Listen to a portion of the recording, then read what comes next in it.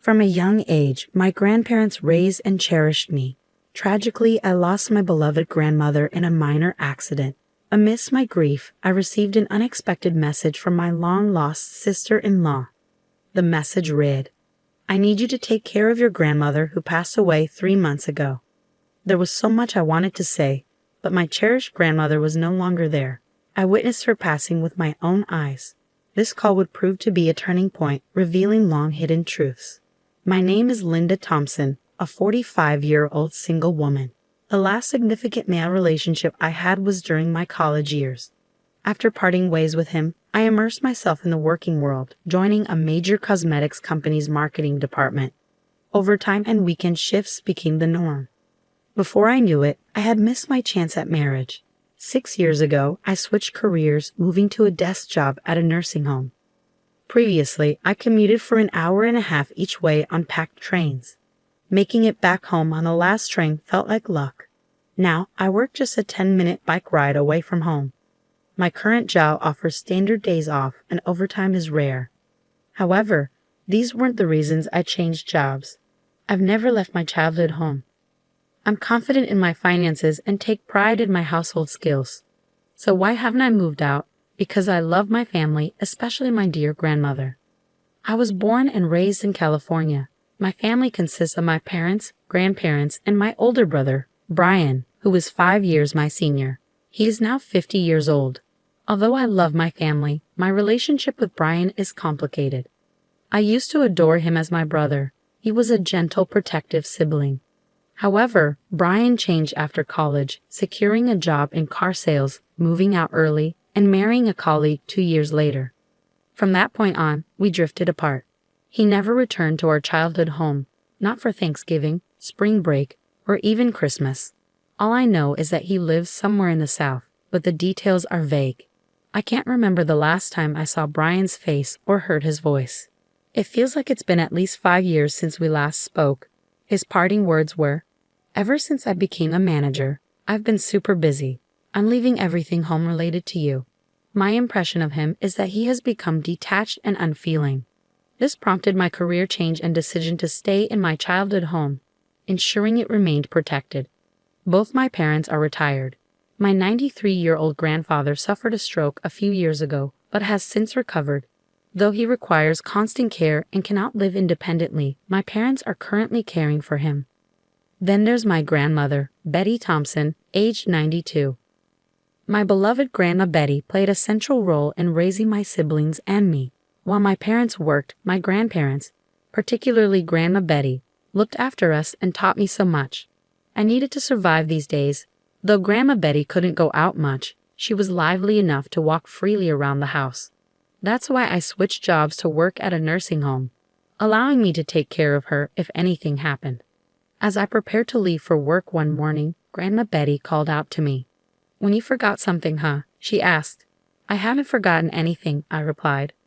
"Here, have some hard candies," she said, handing me a few black licorice candies. "Right, thanks," I responded, smiling. Licorice had always been a favorite treat for both Grandma Betty and me. I slipped the candies into my suit pocket and left the house with a smile. Then tragedy struck suddenly. Grandma Betty had a severe accident. According to my father, she had been hanging laundry on the upstairs balcony when she missed a step on the stairs and fell. This was something we had always feared. We had often told her to leave the laundry to Mom and Dad because the stairs were dangerous. But Grandma Betty, like me, was stubborn and believed in doing things on her own. No one was to blame. It was just an unfortunate accident that could have happened at any time. Everything happened quickly after that. Grandma Betty suffered complex fractures to her femur and pelvis and never made it home from a hospital. Just 4 months later, she passed away due to old age. I was heartbroken, shedding tears and mourning deeply. But I am now an adult and the breadwinner of the house. I couldn't afford to be consumed by sorrow. I took care of the funeral, cremation, and interment arrangements. Grandma Betty was originally from the Midwest, and without any close relatives to contact, we decided as a family to hold a small funeral with just close family members. We had to invite my brother and his wife, and I assumed they would attend without hesitation. However, I was wrong. I couldn't reach them by phone or WhatsApp. I also sent an email but received no response. As a last resort, I sent a text message, and the reply came on the day of the cremation. I'm very busy overseas for work. Sorry, but I can't make it. I'll send the money later, it said. I was indifferent to the money upon reading the message. I found myself speaking out loud without meaning to. Can his job really be so demanding that he can't even spare a moment to bid farewell to our beloved grandmother? It was difficult to comprehend. As I placed flowers, a photo of Grandpa, and her favorite black candy in Grandma's casket, her makeup perfectly applied as if she were merely asleep, my perception of my brother shifted. From that moment on, I began to harbor resentment toward him. Time moved on, and now it is winter. For me, the changing seasons don't matter much. It feels the same whether it's spring, summer, autumn, or winter. I've even contemplated leaving my job. But with Grandpa still alive and my parents likely to need care soon, I must continue working to support them. These thoughts carried me through my workday on autopilot, my heart heavy with emptiness. During a lunch break on a weekday, I received a call from an unexpected source. If her number hadn't been saved in my contacts, I might not have answered. The caller ID displayed sister-in-law. It was Heather Thompson, my brother's wife. She is 46 years old and my only connection to my brother. I remember only a brief conversation with her after their wedding. Why would she be calling now? I considered ignoring the call, but the persistent ringing convinced me to answer. Yes, this is Linda, I said. Sorry to disturb you at work, Heather began apologetically. This is Heather, Brian's wife. It's been a while. Despite her higher position and age, Heather always approached us with a humble attitude. When she chose to marry my brother, she made sure to introduce herself to my parents and me, even on my brother's behalf. In short, she's a kind person, which made her unexpected call all the more puzzling. It's all right, I replied. But do you need something? I tried my best to sound calm as I asked the question. Heather hesitated for a moment, her voice uncertain. It's hard for me to bring this up. It's about Betty, your grandmother. What happened to my grandmother? I asked, trying to keep my voice steady. We've been taking care of her on my husband's orders, but the time we agreed upon has already passed, Heather said. Can you come and pick her up? I struggled to grasp what Heather was saying. Wait, you're saying you've been taking care of my grandmother Betty, who died 3 months ago? After a moment of confusion, I asked the question, aware that it sounded nonsensical. Heather's reply was equally puzzling. Yes, we've been taking care of Betty at our place. Wait, she died 3 months ago, she said, her voice filled with genuine surprise. Why don't we take a moment to calm down? I suggested, and Heather agreed. After a few minutes, I collected myself and carefully explained to Heather that my grandmother had passed away. In contrast, Heather's response was bewildering. She claimed that Brian and Heather had been told my grandmother needed care and took her in until arrangements could be made. They had been living with my grandmother at their home. This led me to 2 possible conclusions. Either Heather and I were both not lying, which seemed unlikely, or my brother Brian was the one not telling the truth. I had considered the possibility of such a blatant lie from him, even though it would be quickly exposed. But there were matters I needed to address before pursuing this further. I wanted to contact Brian right away, but he remained practically unreachable on his mobile phone. I told Heather that I had never used my husband's cell phone. He wouldn't allow it. However, she suggested that she could talk to him on her cell phone while he was at home. He's been working remotely more often lately, I interjected. I think if I asked, he'd probably be willing to have a video call. While I believed in the power of face-to-face persuasion, there was a problem. I wasn't even sure where they were living now. We've been living in my city in California for over 10 years, so it's easy for us to visit your house, Linda, Heather said. For now, we agreed to talk to Brian on Heather's cell phone that night and ended the call. We devised various other plans, but I couldn't shake off the feeling of unease. I-City was just the next town over, but how much lying would satisfy him? Expecting me to care for a stranger's elderly woman just months after Grandma passed away was too much. It was repugnant. When I got home, I called Brian on Heather's cell phone at the agreed time of 8 p.m. By the way, Heather was also waiting in my room at home, thanks to her kindness and enthusiasm. Despite my constant attempts to contact him, Brian answered Heather's cell phone after just 3 rings. I made sure Heather could hear the conversation by putting the sound on speaker. "Where are you right now?" "You haven't even prepared dinner," he said in an imposing and arrogant tone. He wasn't the same Brian anymore. "It's me, Brian," I declared. He seemed confused by my sudden interruption. I braced myself, waiting for my brother's next words. "That's Linda, isn't it? Where's Heather?" he asked. "I'm here," Heather replied assertively. "Why are you with Linda?" Brian fumbled, then quickly regained his composure. "Did you tell Linda about that matter?" he asked. "Yes, I did," she responded calmly. "I told you it was too soon to discuss it," he exclaimed, revealing a sudden shift in his attitude about the issue. I assumed he was referring to our grandmother. "I heard from Heather that you've been working remotely lately," I began. "What about it?" I could almost see the scowl on my brother's face. "Why don't we talk face to face using a remote work app from now on?" I suggested.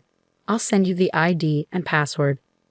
"If you refuse, I'll take Linda and return home," Heather offered as a backup plan. Reluctantly, my brother agreed. I sent the ID and password using Heather's phone, and we waited for him to join. Soon my brother's face appeared on the screen, slightly fuller than before, but unmistakably him. "It's Brian. So what's so important that we have to talk face to face?" "I'm busy," he said, attempting to downplay the situation and infuriating me further. "Isn't it obvious? This is about our grandmother." "What do you mean by asking us to take in our grandmother who died 3 months ago?" I questioned. To my astonishment, he responded calmly, "You must be misunderstanding something. Our grandmother isn't dead. I'm taking care of her at my place." "Linda, you asked for this, didn't you?" I was at a loss for words. Was my brother really this scared of Heather finding out the truth? Could he truly be capable of such deception?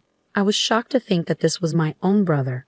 I was so furious that I was close to tears. "But I sent you a text message," I said through choked sobs. "I don't remember that. Grandma's here with me right now. Do you want me to bring her over?" Brian's defiance left no room for my tears. "Yes, bring her here," I demanded. Brian left his seat and returned a few minutes later with an elderly woman in a wheelchair. "Say hello, Grandma," he prompted. "Linda, it's been a while. I'm Betty," the old woman spoke slowly. I wish she would stop this farce. Anger surged through me again. This woman was not my beloved grandmother. The old woman on the screen bore no resemblance to my grandma. My grandmother would never have called me Linda. Brian seemed committed to denying reality to the bitter end. "She's a completely different person," I argued.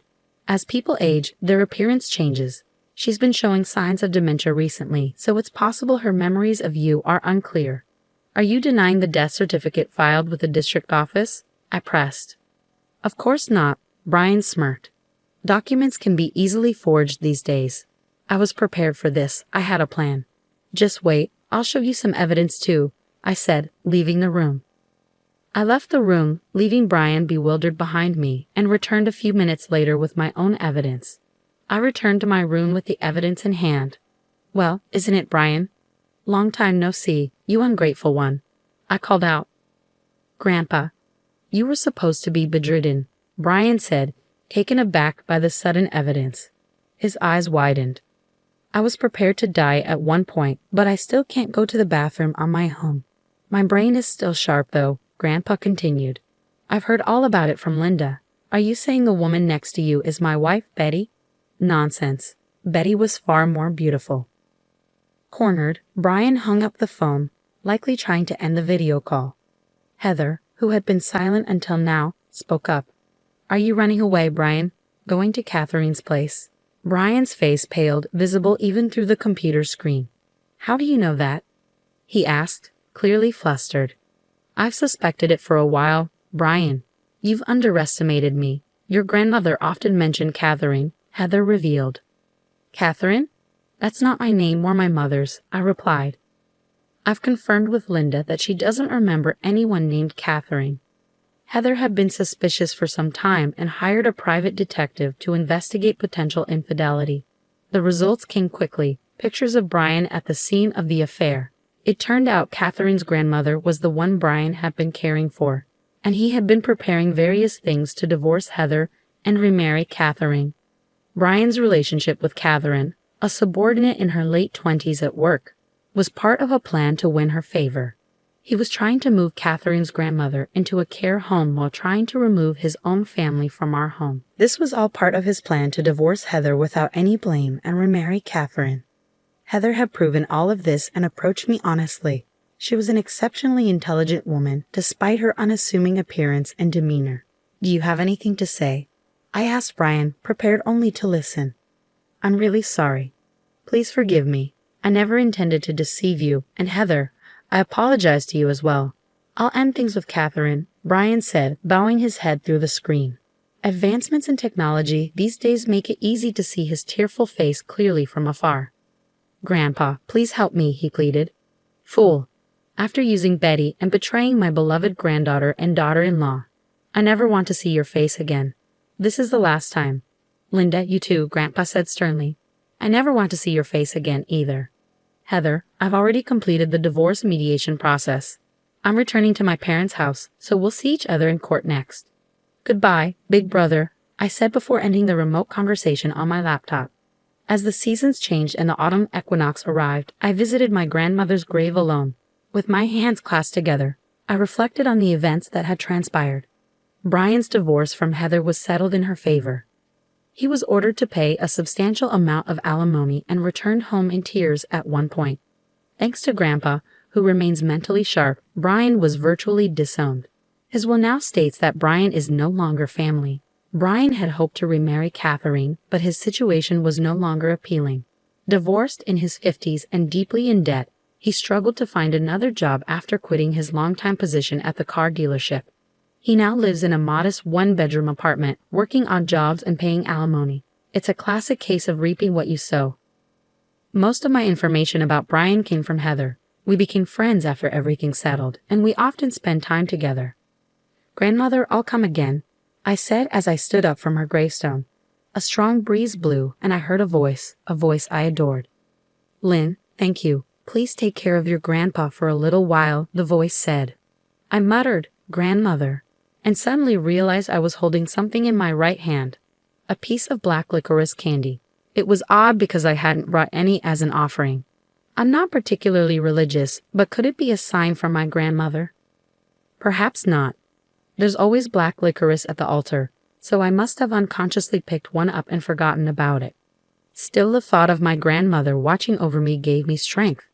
"Thank you, grandmother," I murmured, looking up at the sky. Then I left the graveyard, feeling